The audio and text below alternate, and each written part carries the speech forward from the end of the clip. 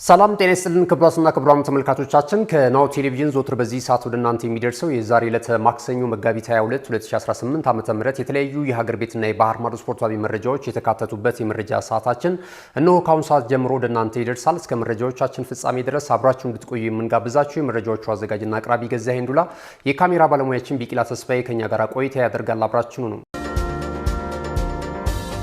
ወደ ቀዳሚው መረጃችን ስናልፍ የአውሮፓ ሴቶች ቻምፒየንስ ሊግ የ2025-26 የውድድር ዘመን የሩብ ፍጻሜ የመልስ ጨዋታዎች ነገ ምሽት ይከናወናሉ። ከወዲሁ የሚጠበቁ ጨዋታዎች ይደረጉበታል። በዚህ መርሃ ግብር ላይ በተለይ የለንደን ደርቢ በአርሰናልና በቼልሲ መካከል ነው የሚከናወነው። የምዕራብ ለንደኑ ክለብ ቼልሲን ከአርሰናል ጋር የሚያገናኙ ጨዋታ ይጠበቃል። የሁለቱ ቡድኖች የመጀመሪያ ዙር ጨዋታ 3-1 በሆነ ውጤት በአርሰናል አሸናፊነት መጠናቀቁ የሚታወስ ነውና አርሰናሎቹ ወይም ደግሞ መድፈኞቹ እንስት እግር ኳሶኞቹ እንግዲህ በግሩም ሁኔታ ይህን ጨዋታ የበለጠ አሸንፈው ወደ ቀጣዩ ዙር የሚያልፉበት እድል ይኖራቸዋል ተብሎ ነው የሚጠበቀው። የወቅቱ የአውሮፓ ቻምፒየንስ ሊግ የውድድር መድረክ የዋንጫ ባለክብር የሆኑት አርሰናሎች በሳምንቱ መጨረሻ ቀንም እንደዚሁ በእንግሊዝ ሱፐር ሊግ ወይም ደግሞ በእንግሊዝ የሴቶች ፕሪሚየር ሊግ ላይ የሰሜን ለንደን ሌላ ደርቢ አከናውኖ ነበረ። በሊጉ ከቶተንሃም ሆትስፐርስ ጋር ያደረጉትን ጨዋታ 5-2 በሆነ ውጤት ማሸነፋቸው የሚታወስ ነው። ይህንንም ተከትሎ እንግዲህ ሶስተኛ ደረጃ ላይ ተቀምጠዋል ማለት ነው። በእንግሊዝ ፕሪሚየር ሊግ እየተመለከትናቸው እንገኛለን።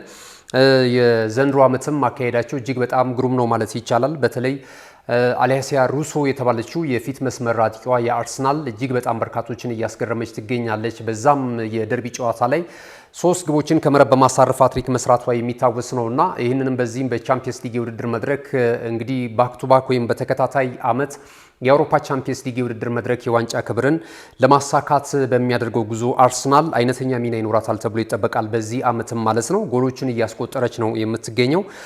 እንግዲህ የቼልሲና የአርሰናል ተጠባቂ የአውሮፓ ቻምፒየንስ ሊግ የሩብ ፍጻሜ መልስ ጨዋታ ነገ ምሽት 4 ሰዓት ላይ ይከናወናል። ይህ ጨዋታ ከመከናወኑ አስቀድሞ ግን በባየር ሙኒክ እና በማንቸስተር ዩናይትድ መካከልም የሚደረገው ሌላኛው ጨዋታ ነው።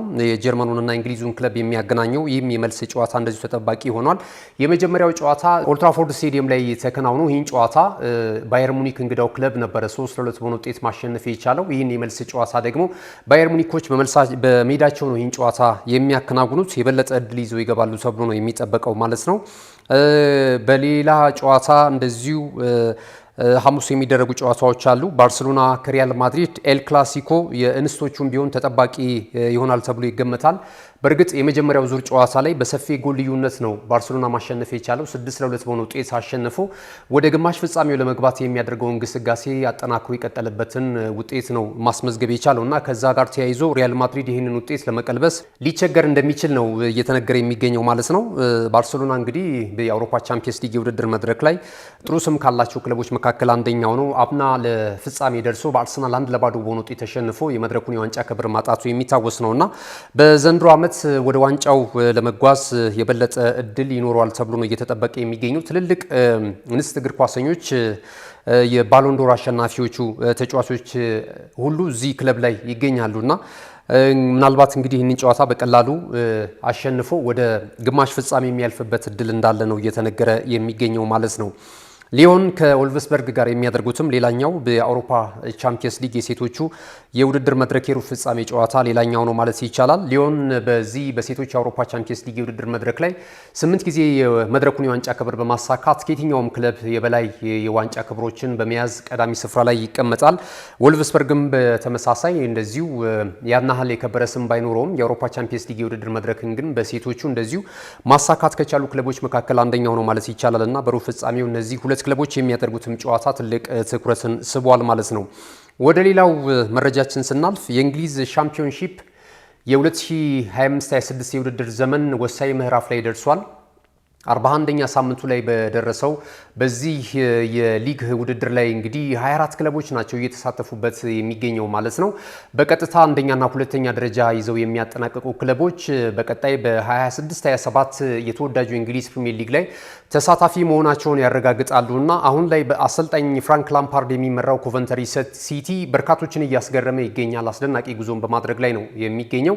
የሊጉን የደረጃ ሰንጠረዥም በ80 ነጥቦች እየመራ ይገኛል። አሁን የውድድር መድረኩ እንግዲህ ሊጠናቀቅ ወደ 5 መርሃ ግብሮች አካባቢ ናቸው የሚቀሩት ማለት ነውና እነዚህን ጨዋታዎች ከመከናወናቸው አስቀድሞ ምናልባት በሚቀጥለው ሳምንት ከሃል ሲቲ ጋራ እንደዚሁ ከሜዳው ውጪ ጨዋታውን ያደርጋልና የአሰልጣኝ ፍራንክ ላምፓርዱ ክለብ ኮቨንተሪ ሲቲ ወደ ፕሪሚየር ሊግ ማለፉን ከወዲሁ ማረጋገጥ የሚችልበትን በሂሳባዊ ስሌትም ካሰላ ነው የሚችልበትን ውጤት ነው ማስመዝገብ የሚችለው ማለት ነው።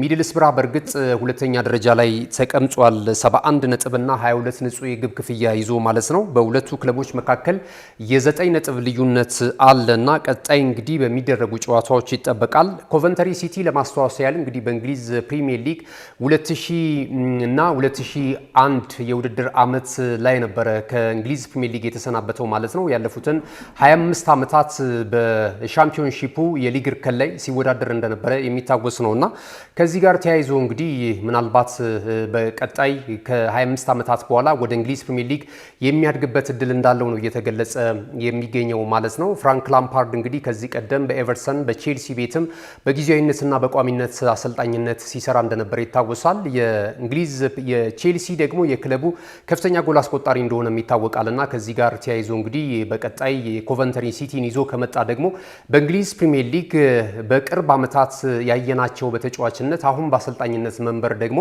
እንደዚሁ ቡድኖች እየመሩ ትልልቅ ቡድኖችን የመምራት እድል አላቸው ማለት ይቻላል። እንግዲህ እንደነ አርቴታን ማንሳት እንችላለን፣ እንደዚሁ ማይክል ካሪክን ማንሳት እንችላለን። በቅርቡ ተጫዋች ሆነው ስንመለከታቸው የነበሩ ተጫዋቾች ናቸው።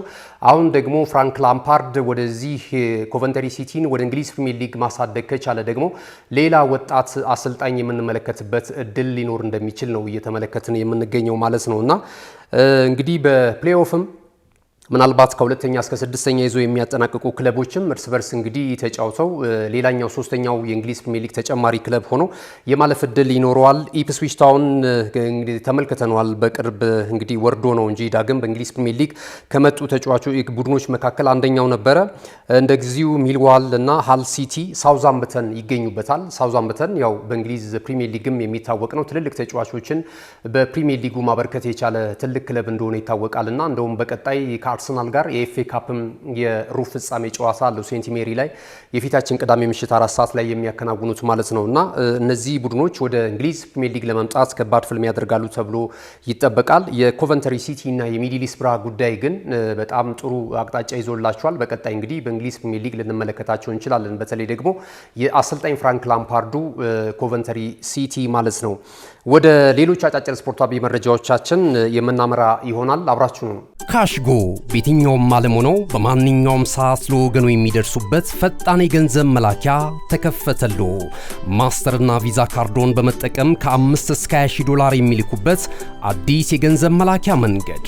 ካሽጎን ለየት የሚያደርገው የትኛውም የገንዘብ ዝውውር በፍጥነት አገልግሎት ከመስጠቱም ባሻገር ለማንኛውም አገልግሎት ምንም አይነት ክፍያ አለመጠየቁ ነው። በሀገራችን ታሪክ ገንዘብን ከውጪ ወደ ሀገር ቤት በማስተላለፍ በመተግበሪያ መልክ አገልግሎት መስጠት የጀመረው የመጀመሪያው ሀገር በቀል የገንዘብ መላኪያ ዘዴ ካሽጎ ከ4500 በላይ ባሉ የባንክ ቅርንጫፎች አገልግሎት እየሰጠ ይገኛል። ገንዘቦን በሰኮንዶች ልዩነት ውስጥ ይፈልጉ በአካውንቶ ወይንም በእጆ ቆጥረው የሚወስዱበት ልዩ ዘዴ። በቅርቡ ሁሉንም ኢትዮጵያዊ ባለቤት ለማድረግ ጉዞ የጀመረው ካሽጎ ዛሬውኑ መተግበሪያውን በስልኮ ላይ በመጫን የአገልግሎቱ ተጠቃሚ ሆኑ። ፍጥነት መለያችን፣ ኢትዮጵያን መክፈቻችን፣ ካሽጎ ነው መላኪያችን። ካሽጎ የአዲሱ ትውልድ ብራንድ። ተመልሰናል። ክቡራትና ክቡራን ተመልካቾቻችን ይህ ናሁ ቴሌቪዥን ነው። ናሁ ስፖርትን በመከታተል ላይ ትገኛላችሁ። ቀደም ሲል እንግዲህ የተለያዩ መረጃዎችን ወደ እናንተ አድርሰናል። አጫጭር ስፖርታዊ መረጃዎችን ወደ እናንተ የምናደርስበት ጊዜ ላይ ደርሰናል። ከዚህ ሰዓት ጀምረን ደግሞ አጫጭር ስፖርታዊ መረጃዎችን ወደ እናንተ የምናደርስ ይሆናል። የክረምቱ ተጫዋቾች የዝውውር መስኮት እንግዲህ ከወዲሁ በርካታ አነጋጋሪ ነገሮችን ይዞ እየወጣ ይገኛል። ባልተለመደ ሁኔታ ተጫዋቾች የወደፊት ማረፊያ ክለባቸውን በይፋ እየገለጹ ነው የሚገኙት። ከዚህ ቀደም የሮድሪ ማንቸስተር ሲቲው የአማካኝ ስፍራ ተጫዋች እንግዲህ ከሪያል ማድሪድ ጋር ስምህ ይያያዛልና ምን ታስባለህ በዚህ ጉዳይ ተብሎ ለቀረበለት ጥያቄ ሪያል ማድሪድ ጠይቆት እምቢ የሚል ተጫዋች አለ ወይ የሚል አስተያየቱን ሰጥቶ ነበር በግልጽ ማለት ነው። የ29 ዓመቱ ስፔናዊው የአማካኝ ስፍራ ተጫዋች እንግዲህ በማንቸስተር ሲቲ ቤት የተገኘ ብቸኛው የባሎን ዶር ባለክብር እንደሆነ ይታወሳልና ይህ ተጫዋች በርከት ያሉ የዋንጫ ክብሮችን ከማንቸስተር ሲቲ ጋር ማሳካቱም የሚታወስ ነውና ሌሎችም ተጫዋቾች እንደዚሁ በግልጽ ቀጣይ ማረፊያቸውን ክለብ በተመለከተ ከዚህ በፊት ባልተለመደ ሁኔታ እየገለጹ ነው የሚገኙት። አሁን ደግሞ የቼልሲው ማርክ ኩኩሬላ ባርሴሎና የናስፈርም ጥያቄ ቢያቀርቡልኝ አይኔን አላሽም የሚል አይነት አንድምታ ያለው አስተያየት ሰጥቷልና ቀጣይ መዳረሻው ምናልባት ባርሴሎና ፍላጎት ካለው ይህንን ተጫዋች ለማስፈረም ተጫዋቹ ግን ፍላጎት እንዳለው እንደዚሁ አሳውቋል ማለት ነው። ቼልሲ እንግዲህ እነዚህ ሲኒየር ተጫዋቾች በተለይ የእድሜያቸው መጨረሻ ላይ የሚገኙ ተጫዋቾች የዋንጫ ክብር ይፈልጋሉና በእድሜያቸው መጠቀም ስለሚፈልጉ ቼልሲ ደግሞ አሁን እየተሰራበት ያለው ሂደት ለክለቡ ሊጠቅም ይችላል። ምናልባት ወጣት ተጫዋቾችን መሰረት አድርጎ ነው አሰልጣኞቹ እየገነቡ የሚገኙት ወይም የክለቡ ኃላፊዎችም ወጣት ተጫዋቾችን ረጅም የውል ኮንትራት በመስጠት ነው እንደዚሁ እያስፈረሟቸው የሚገኙትና የክለቡ ደጋፊዎች ደግሞ የዋንጫ ክብሮችን ይፈልጋሉ። በዛ ላይ ደግሞ ተጫዋቾችም እንደዚሁ በእድሜያቸው ትልልቅ የዋንጫ ክብሮችን በጊዜ ማሳካት ይፈልጋሉ። እድሜ ያው ቆሞ ስለማይጠብቅ የእግር ኳስ ህይወት የሚታወቅ ነው። 10 ዓመት 15 ዓመት ነው በጣም በስነ ስርዓትና በትሬኒንጎች የዳበረ በዲሲፕሊን በጣም የታነጹ ተጫዋቾች ሲሆኑ ነው ልክ እንደነ ክርስቲያኖ ሮናልዶ እንደነ ሊዮኔል አንድሬስ ሜሲን የመሳሰሉ እነ ሉካ ሞድሪጅን ማንሳት እንችላለን። በእድሜያቸው ማምሻ ላይም በጉብዝናቸው ወራት ሲሰሩት የነበሩትን እንቅስቃሴ አሁንም በእድሜያቸው መጨረሻ ላይ እያሳኩት መኖሩን መመልከት ይቻላል እና ከስንት አንድ ተጫዋች ነው ይህንን ማሳካት የሚችለው። ሌሎቹ ግን ስፖርት በእድሜ የተገደበ ስለሆነ በተለይ በፕሮፌሽናል ደረጃ የተሻሉ የዋንጫ ክብሮችን ለማሳካት እንደዚሁ በእድሜያቸው መጠቀም ይገባቸዋል። ስለዚህ በጣም የበሰሉ ተጫዋቾች በቡድን ውስጥ በዛ ብለው መመልከት አለብን፣ ወይም ደግሞ የዋንጫ ክብር ሊያመጡ የሚችሉ ልምድ ያላቸውን ተጫዋቾች አንድ ቡድን መያዝ አለበት የሚል አቋም አላቸው ብዙ ጊዜ ማለት ነውና ማርክ ኩኩሬላም አሁን ቼልሲ እየተገነባበት ያለበትን ሂደት እጅግ በጣም እየተቸ ይገኛል። ተጫዋቾች ወጣቶች ናቸው፣ የዋንጫ ልምድ የላቸውም። ትልልቅ ጨዋታዎችን ለማሸነፍ በጣም ይቸገራሉ በስነ ልቦናው ረገድ። ስለዚህ እኔ ዋንጫ ክብር ሊያሳኩ የሚችሉ ክለቦች ጋር የመሄድ ፍላጎት እንዳለው ነው ይህን አንድምታ ያለው አስተያየት ነው የሰጠውና ይህን ሀሳብ ገልጿል። ከአሰልጣኝ ቅጥር ጋርም በተያያዘ እንደዚሁ በቼልሲ ቤት ስህተት ተሰርቷል የሚል እምነት እንዳለው ነው የገለጸው። ምክንያቱም አሰልጣኝ ኤንዞ ማሬስካ ከቼልሲ ጋር መለያየት እንዳልነበረባቸው ነው የገለጸው። ወይም ጊዜው የዛ ጊዜ አልነበረም። ምናልባት በአዲስ የውድድር ዘመን ነው አሰልጣኝ ሲመጣ አስገዳጅ ካልሆነ አዳዲስ አሰልጣኞች ሲመጡ በውድድር ዓመቱ መጀመሪያ ቢሆን ይመረጣል። ምክንያቱም ቡድኑን ለማዘጋጀት እድል ይኖራቸዋል። ክፍተታቸውን አይተው ለነሱ የጨዋታ ዘዬ የሚመቻቸውን ተጫዋቾች ማምጣት ይችላሉ። ጥር ላይ ግን አሰልጣኝ የሚሆን ተጫዋችን ማሰናበት የቡድን አካሄድና ቅርጽና መዋቅር እጅግ በጣም ያፈርሳል የሚል አስተያየት ነው የሰጠው። ኤንዞ ማሬስካን በተመለከተ ብዙዎች አልተስማሙበትም፣ የቼልሲ ደጋፊዎች ማለት ነው። አሁንም ድረስ በቼልሲ አመራሮች ላይ ጣታቸውን እንደቀሰሩ ነው የሚገኙት። ኤንዞ ማሬስካ መሰናበት የለባቸውም። በተለይ ደግሞ የአዲሱ ወይም ደግሞ የጊዜያዊ አሰልጣኝ ሊያም ሮሰነሪ የያዙት ቡድን ጨዋታዎችን የሚያሸንፍ ቡድን አለመሆኑን ተከትሎ ወይም ደግሞ የበለጠ የውጤት ቀውስ ውስጥ መግባቱን ተከትሎ ኤንዞ ማሬስካ በስንት ጣማቸው የሚል አስተያየት ነው እየሰጡ የሚገኙት። ተቋማቸውንም በዚህ ልክ እያስተጋቡ ይገኛሉና ማርክ ኩኩሬላም ይህንን ተመሳሳይ ሀሳብ የገለጸበትን መልስ ሰጥቷል ማለት ነው። ሌላኛው ወደ ጣሊያን ይወስደናል። የኔፕልሱ ክለብ እንግዲህ ናፖሊ የሊጉን የዋንጫ ክብር ለማንሳት እየተፎካከሩ ነው የሚገኙት። ኢንተር ሚላን፣ ኤስ ሚላን አለ። በእርግጥ በዚህ ዓመት የተወሰኑ ሳምንታት ላይ በጣም መዳከም ተመልክተንበታል። የአሰልጣኝ አንቶኒዮ ኮንቴ ቡድን ናፖሊ ማለት ነውና አሁን ላይ እንግዲህ ለተጫዋቾች ከረፍት እንዲመለሱ ጥሪ እያቀረቡና ልምምዳቸውን በመስራት ላይ ነው የሚገኙት ማለት ነውና እንግዲህ በዛሬው ዕለት ጥሪ የቀረበለት የቡድኑ የፊት መስመር አጥቂ ቤልጂየማዊ ኢንተርናሽናል ሮሜሎ ሉካኩ በተባለለት ጊዜ መጥቶ ሪፖርት አድርጎ ልምምድ ስፍራ ላይ ባለመገኘቱ እንደዚሁ ቅጣት እንደሚጠብቀው እየተገለጸ ነው የሚገኘው። ይህንን ክለቡ ይፋ አድርጓል። በሌላ በኩል ደግሞ ሮሜሎ ሉካኩ ደግሞ ጉዳት ላይ ነው የሚገኘው። በቤልጂየም እንደሚገኝ ይታወቃል። የተጫዋች እንግዲህ ከቤተሰቡ ጋር ነው የሚገኘው ተብሏል። ነገር ግን ደግሞ የገጠመው ጉዳት ወደ ሜዳ የሚመልሰው ስላልሆነ እንደሆነ እንደዚሁ ማህበራዊ ድረገጽ ትስስሩ ላይ ይህንን መልእክት አስፍሯል ማለት ነው። ናፖሊ ግን ከበድ ያለ ቅጣት እንደሚጥልበት እንደዚሁም ከዋናው ቡድን ስብስብ ውጪ እንደሚያደርገው እየተገለጸ ነው የሚገኘው። በቀጣይ እንግዲህ ወደ የሀገራት ጨዋታዎች ተጠናቀው የሴሪያው ጨዋታዎች በሚጀምሩበት ሰዓት ላይ የመጀመሪያውን ሳምንታት እንግዲህ ተጠባባቂ ወንበር ላይ ተቀምጦ ልንመለከተው እንችላለን ማለት ነው እና ይህንን አይነት እርምጃ ለመውሰድ የኔፕልሱ ክለብ ናፖሊ እግር ኳስ ክለብ ስለመዘጋጀቱ እየተነገረ ነው የሚገኘው ማለት ነው። ወደ ሌላኛው መረጃችን ስናልፍ ደግሞ የአርሰናልን መረጃ ነው ወደ እናንተ የምናደርሰው። አርሰናል እንግዲህ በመጪው አዲሱ የውድድር ዘመን ላይ በ2026/27 የውድድር ዘመን ላይ የሚለብሰውን ማሊያ ከለር ይፋ አድርጓል። በዚህም መሰረት ዴል ስፖንሰሩ እንግዲህ ደረቱ ላይ እንደሚጻፍበት ተገልጿል። ያለፉትን ጊዜያቶች እናስታውሳለን። ይሄ የስፖንሰርሺፕ ስምምነትን ከመፈጸሙ በፊት የምስራቅ አፍሪካዊቷ ሀገር ቪዚት ሩዋንዳን እንደዚሁ ማሊያው ላይ አኑሮ ሲያስተዋውቅ እንደነበረ እናስታውሳለን። እንግዲህ በጁን ላይ ይመስለኛል በቀጣይ ወርሃ ሰኔ ይህ የውል ኮንትራት ይጠናቀቃል ከሩዋንዳ መንግስት ጋር ይህንን ማስተዋወቁ ማለት ነው። ያኔ እንግዲህ በይፋ እንደገለጸውም የሚታወስ ነውና አሁን ላይ እንግዲህ በአዲሱ ስፖንሰራቸው የተሰራውን ቀዩን ማሊያ በ2026/27 የውድድር ዘመን እንደዚሁ በምስሉ ላይ እንደምትመለከቱት ማለት ነው ይህንን ማሊያ ለብሰው በሜዳቸው ጨዋታ የሚያደርጉ መሆኑን ነው እየገለጹ የሚገኙት። አዲሱን ማሊያ እንዴት ተመለከታችሁት? እንግዲህ ምናልባት የሊጉን የዋንጫ ክብር ሌሎችም የዋንጫ ክብሮችን የሚያሳካ ከሆነ ገዳም ማሊያ ሊባል ይችላል። ምናልባት ከዋንጫ ክብር በኋላ በአዲስ ማሊያ አርሰናሎችን ልንመለከታቸው እንችላለን ማለት ነው። ማሊያውን ከለር በተመለከተ ሀሳብ ካላችሁ ልታስቀምጡልን ትችላላችሁ፣ በተለይ የአርሰናል እግር ኳስ ክለብ ደጋፊዎች ማለት ነው። ሌላ እንደዚሁ መረጃ የምናገኘው ዴክላን ራይስን አድናቆት የቸረበትን አንድ ተጫዋች እናገኛለን። ይሄ ተጫዋች አሁን ላይ በኖቲንግሃም ፎረስት የአማካኝ ስፍራ ላይ የተጫወተ የሚገኘው ኤሊዮት አንደርሰን ነው። አሁን ላይ በትልልቅ ክለቦች ማንቸስተር ዩናይትድን ጨምሮ ትልልቅ ክለቦች ይህንን ተጫዋች ፊርማ ለማግኘት እየሰሩ ነው የሚገኙት። አሁን በኖቲንግሃም ፎረስት ይገኛል። ይህ 23 ዓመቱ ላይ የሚገኘው ተጫዋች ማለት ነው። ከማንቸስተር ዩናይትድ በተጨማሪ ራሱ አርሰናል ይፈልገዋል። ከዛም ባለፈ ማንቸስተር ሲቲም እንደዚሁ ተጫራች ሆኖ መጥቷልና ወደ የትኛው ክለብ ማረፊያውን ሊያደርግ ይችላል የሚለው ጉዳይ እየወጣ ይገኛል። አሁን ላይ ደግሞ በወጣ መረጃ የተጫዋቹ ባለንብረት ክለብ ኖቲንግሃም ፎረስት ከዚህ ተጫዋች ሽያጭ ቢያንስ 115 ሚሊዮን ዩሮ እንደሚፈልግ እየተገለጸ ይገኛል።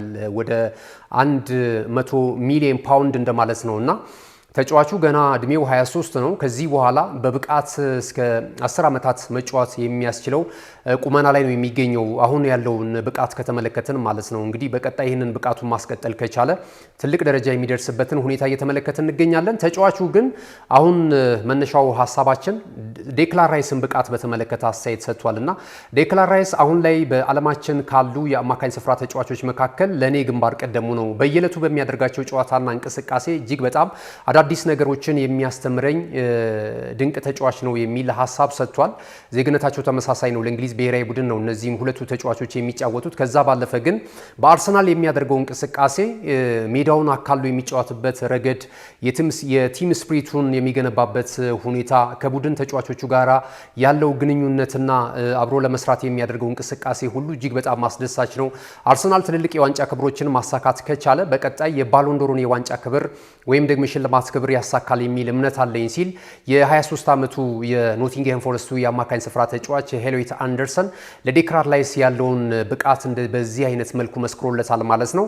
ዴክላን ራይስ ይገባዋል። እስኪ ሀሳብ አስተያየታችሁን አድርሱን። አሁን ባለው ብቃት እንግዲህ የአርሰናል ውዱ ፈራሚ እንደሆነ ይታወቃል። ከ100 ሚሊዮን ፓውንድ በላይ ወጪ አድርጎበት ኢንቨስት አድርጎበት ኤምሬትስ መድረሱ ይታወቃል። ከምስራቅ ለንደኑ ክለብ ዌስትሃም ዩናይትድ ማለት ነውና ይህንን በተመለከተ ሀሳብ አስተያየት ካላችሁ የዴክላን ራይስን ብቃትና ተጫዋቹ የሰጠውን ክብር በተመለከተ ወይም አድናቆት በተመለከተ ለተጫዋቹ ይገባዋል ወይ አሁን እያሳየ ባለው ብቃት በእንግሊዝ ብሔራዊ ቡድንና በአርሰናል የአማካኝ ስፍራ ቦታ ላይ እስከዛሬም ድረስ በተመለከታችሁት እንቅስቃሴ እውነት ይህንን ተጫዋች ይገልጿል ብላችሁ ታስባላችሁ? እስኪ ሀሳብ አስተያየታችሁን ልታደርሱን ትችላላችሁ። ክቡራትና ክቡራን ተመልካቾቻችን ለዛሬ ለማክሰኞ መጋቢት 22 2018 ዓ.ም ከናሁ ቴሌቪዥን የተሰናዱ ስፖርታዊ መረጃዎች ይህንን ይመስሉ ነበር። መረጃዎቹን ወደ እናንተ በማድረስ ገዛ ሄንዱላ የካሜራ ባለሙያችን ቢቂላ ተስፋዬ ከኛ ጋር ቆይታ አድርጓል። ተወዳጅ ናሁ ቴሌቪዥን ፕሮግራሞች በቀጣይነትም ወደ እናንተ ይደርሳሉ። መልካም ጊዜ ይሁንላችሁ።